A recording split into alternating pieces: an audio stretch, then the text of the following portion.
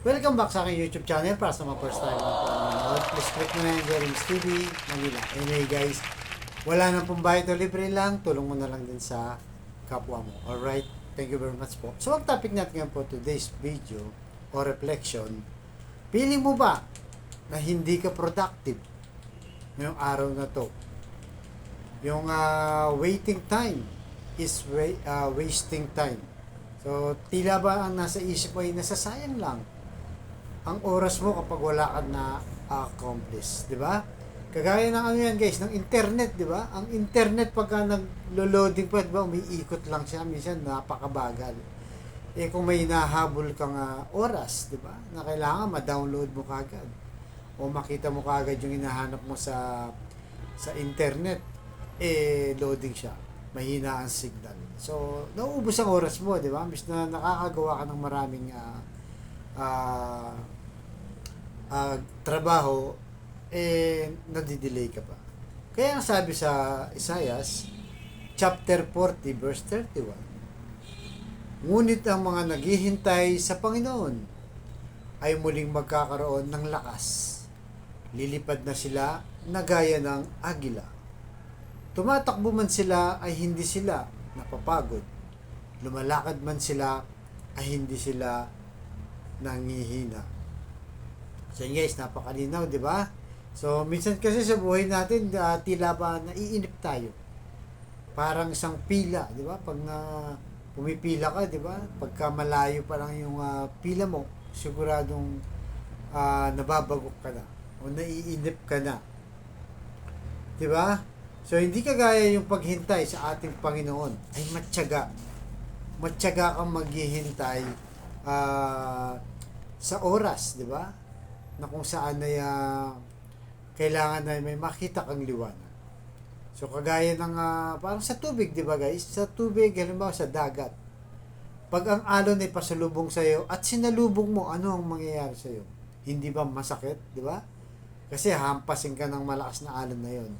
Pero kung sasabay ka sa agos, di ba? Kung saan sa nakapapunta, direksyon, ay siguradong hindi ka masasaktan at mapapabilis pa, di ba? Yung pagsadsad mo sa dalampasigan kung ay sumusunod ka sa agos. So minsan kasi guys, tayo ay palainip, di ba? O minsan naman sobra ng mga agresibo. Halimbawa, may nag-offer sa iyo, di ba?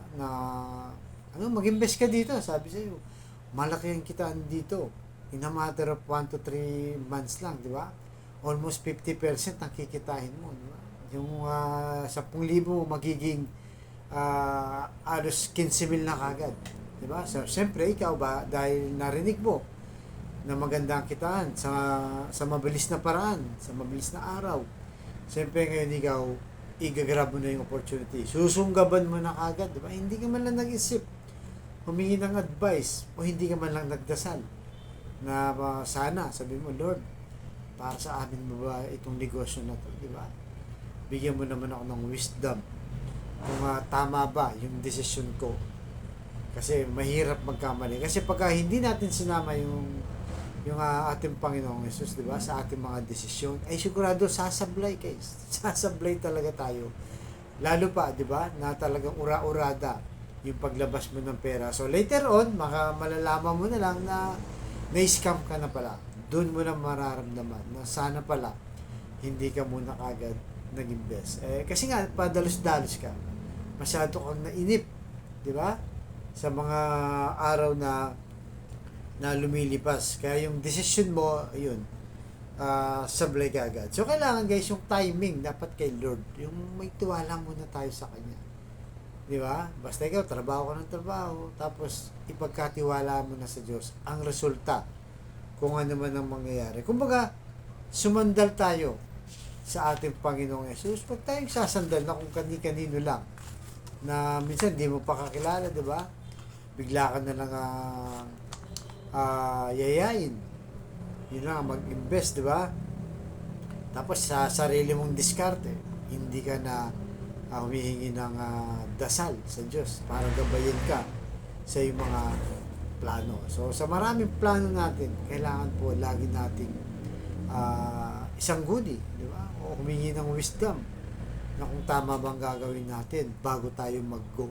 Lalo na sa mga mahalagang bagay, di ba? Minsan magdesisyon ka sa pamilya mo o maghihiwalay na kayong mag-asawa. Tama ba yung ginagawa mo, di ba? Iiwan mo na yung pamilya mo, iiwan mo na yung mga anak mo. Sasama ka na doon sa isa para sa sariling kaligayahan lang din minsan, di ba?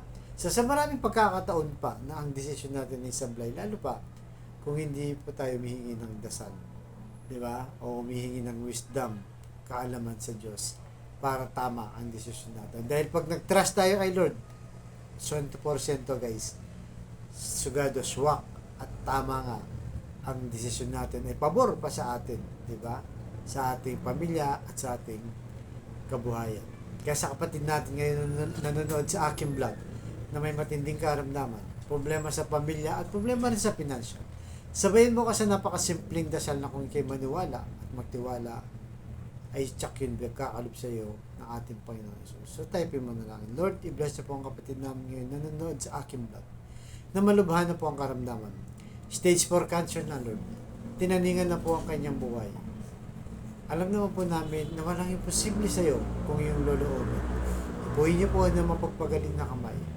Lusin niyo po, tanggalin niyo po ang kanyang karamdaman at yakapin para sa kanyang pamilya. At ganoon din po sa financial na kailangan namin lahat. Lalo na po yung mga kapatid namin walang-wala. Ultimong pambili ng 1 kilo ng bigas, Lord. Iniisip pa kung paano nila itatawid ang buong maghapon para sa kanilang pamilya. Ganon din po sa mga nasisira na o nagkagulong mga pamilya. Ipuhin niyo po ang kanilang puso na maging mapagkumbaba, pagpatawad at mapagpasensya.